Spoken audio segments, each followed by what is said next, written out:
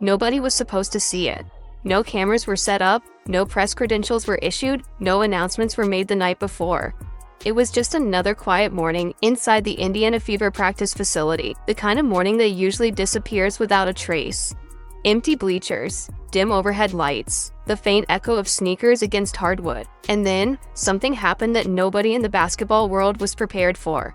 A ball left a shooter's hand. It climbed through the air in a perfect arc.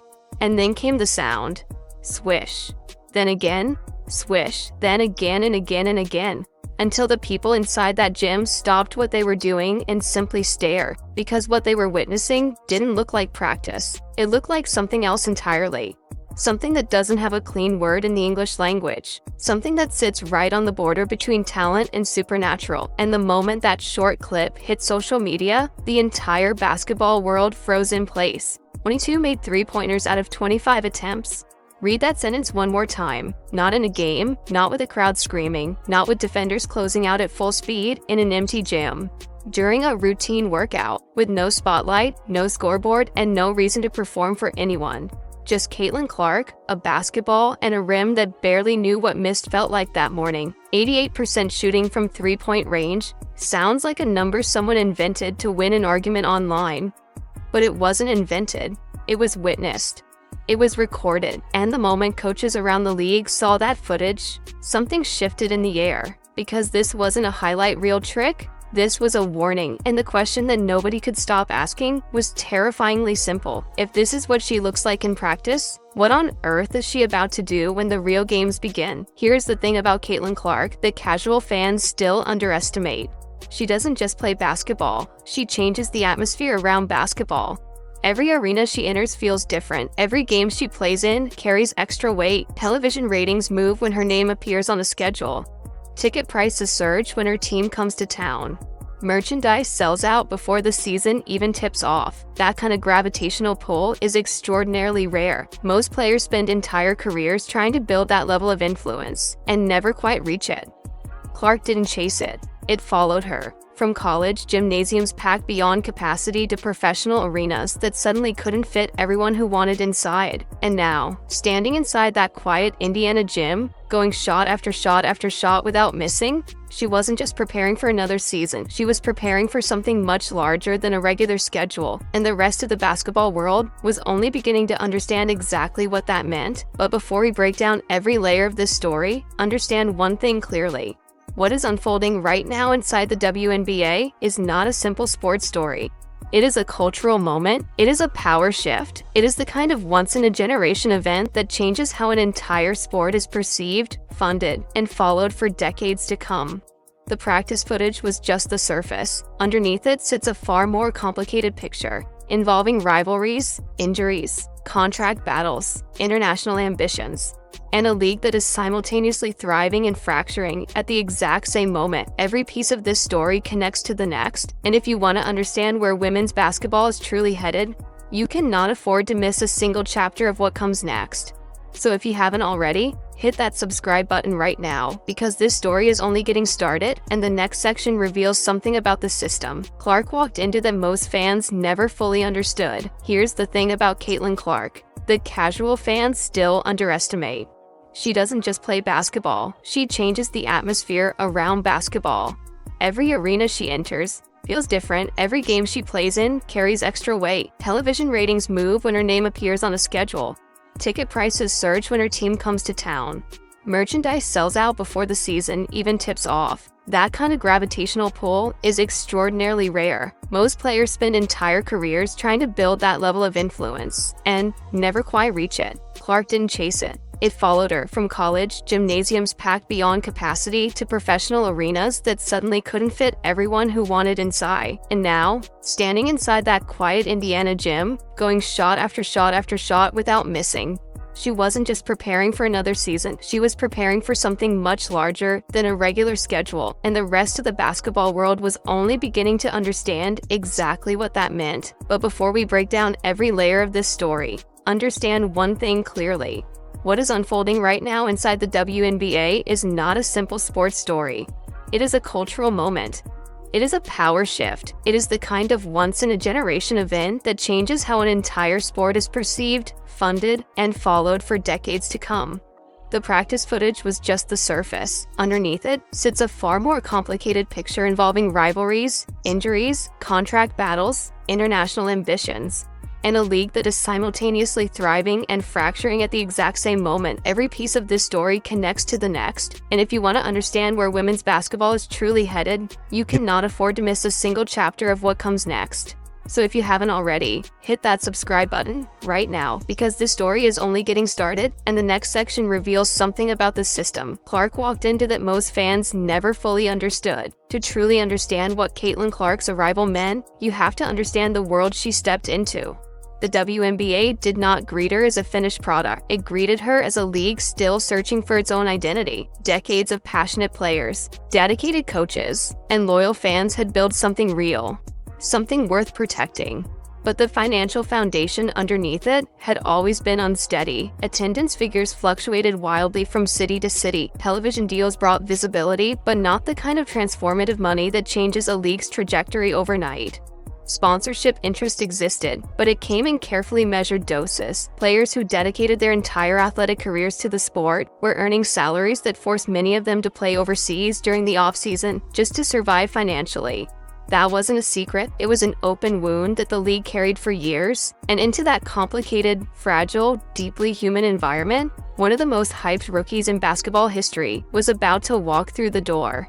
And nobody fully agreed on what should happen next. The tension inside the league wasn't born the moment Clark arrived. It was already simmering long before her name appeared on a draft board. Veterans had spent years fighting for better conditions, better pay, and better recognition. They had sacrificed enormously for a sport that the mainstream world had consistently undervalued. So when a single player arrived and immediately generated the kind of attention that entire rosters had failed to produce collectively, the emotional response was never going to be simple. Some players celebrated the wave of new fans. Others quietly wondered why it took one particular face to finally make the casual world pay attention. That tension was never fully spoken aloud. It lived underneath handshakes and post-game interviews. It lived in the silence between public statements. And it created a fault line inside the league that was always just one moment away from cracking wide open.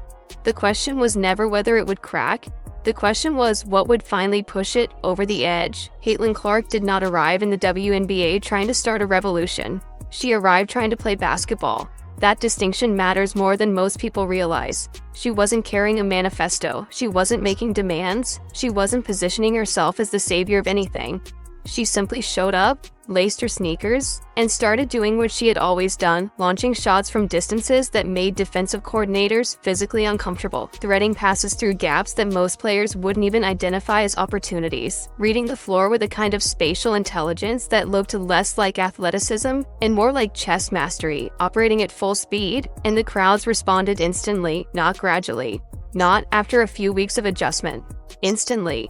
Arenas that had operated at comfortable but unremarkable attendance figures suddenly found themselves turning people away at the door. Cities that had never generated serious buzz around a WNBA game were now hosting events that felt closer to playoff atmospheres than regular season tip-offs. And Clark hadn't done anything except play the game she had always played, but the world around her was changing faster than anyone had predicted. The media framing that surrounded her rookie season added another complicated layer to an already delicate situation.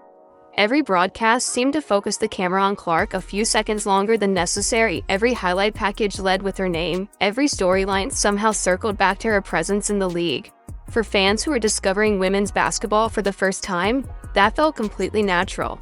She was the reason they tuned in. She was the reason they bought tickets. She was the entry point for an entirely new generation of viewers. But for players who had spent years building careers in relative obscurity, watching the camera consistently drift past them and settle on one face carried a sting that no post-game statistic could measure. And that sting, quiet and unspoken as it was, began accumulating beneath the surface of every practice, every locker room conversation, and every game where the spotlight burned a little brighter over one particular corner of the court. Something was building, and the league was about to find out. It had no real plan for handling it. What started as unspoken tension didn't stay unspoken for long. The first signs appeared in small moments that casual fans easily dismissed. a hard foul that lingered a second too long, a post-game comment that carried just enough edge to generate headlines without crossing any official line.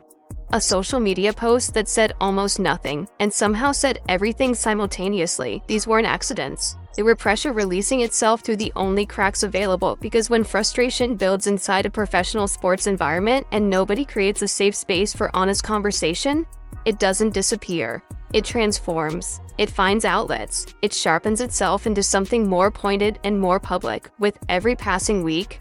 And the media, always hunting for the next compelling narrative, was more than happy to amplify every signal it could detect. Suddenly, the story wasn't just about basketball anymore. It was about belonging. It was about who deserved the spotlight. It was about whether a league built by decades of sacrifice was being handed to someone who hadn't yet paid the same price. Those are not small questions. Those are the kinds of questions that fracture locker rooms and divide fan bases and follow players through entire careers. Fan reactions added an entirely new dimension to an already explosive situation. The audiences that Clark brought into women's basketball were passionate, enormous in number, and not always familiar with the culture and history they were stepping into. Some approached the sport with genuine curiosity and respect. Others arrived carrying assumptions, comparisons, and opinions that landed with the subtlety of a thunderclap inside a library. Online spaces became battlegrounds where every play, every foul, every sideline interaction was dissected, magnified, and weaponized by competing groups who each believed they were defending something important. Players found their names trending for reasons that had nothing to do with their performance on the court. Coaches issued carefully worded statements that satisfied nobody. League officials monitored the situation with growing anxiety, while simultaneously celebrating the record-breaking viewership numbers that were funding conversations about expansion and new television deals. The sport was simultaneously thriving and tearing itself apart, and somewhere in the middle of that chaos, largely unbothered and terrifyingly focused, Caitlin Clark kept showing up to the gym, and what she was quietly building inside those walls was about to change the entire conversation. There are moments in sports that don't announce themselves with fanfare. They arrive quietly, almost accidentally, disguised as ordinary training sessions that nobody planned to remember. The morning Caitlin Clark walked into that Indiana Fever practice facility was supposed to be exactly that kind of forgettable day. No special occasion, no scheduled media presence, no reason for the basketball world to stop and pay attention, just a player working through her off-season routine with the kind of disciplined repetition that rarely generates headlines. But then the ball started moving, and the net started singing, and somewhere around the 15th consecutive make, the people inside that gym began exchanging glances that carried a very specific meaning. The meaning that says something unusual is happening right now, and nobody quite knows how to process it. By the time the session ended and the numbers were confirmed, 22 made three-pointers from well beyond the professional line. Out of only 25 attempts, the atmosphere inside that facility had shifted completely because everyone present understood the same thing simultaneously. What they had just witnessed was not a hot streak, it was a statement. The footage spread across social media with the kind of velocity that only happens when something genuinely stops people mid-scroll. Comments flooded in from every corner of the basketball community. Former players called it one of the most impressive practice performances they had ever seen documented at the professional level. Shooting coaches immediately began analyzing her release mechanics frame by frame, searching for the technical adjustments that produced such extraordinary consistency. Defensive coordinators around the league watched the clip in silence, already mentally revising the game plans they had spent months constructing. But the detail that generated the most intense conversation wasn't the percentage itself. It wasn't the rain. It wasn't even the effortless calm that Clark displayed throughout the entire session. It was something smaller. Something that required a second and third viewing before most people caught it. Something hidden inside the footage that revealed exactly what Caitlin Clark was truly preparing for. And once fans understood what that detail actually meant, the conversation shifted from impressive to genuinely alarming. Look closely at the footage one more time. Not at the shooting form, not at the range, not at the effortless follow-through that makes defensive coaches lose sleep. Look at the basketball itself, because something about it is different. The texture sits slightly wrong for a standard WNBA game ball. The groove pattern catches the light at an unfamiliar angle. The grip responds differently under a shooter's fingertips, in ways that most casual viewers would never consciously detect. That every elite player feels immediately. Caitlin Clark was not practicing with the standard WNBA basketball. She was practicing with a FIBA-style ball, an international competition ball. the kind used in global tournaments where the best players on the planet represent their countries on the largest stages the sport can offer. And that single detail transforms the entire meaning of what happened inside that gym. Because nobody switches to a different ball during off-season training by accident. Nobody retrains muscle memory around an unfamiliar grip without a very specific destination.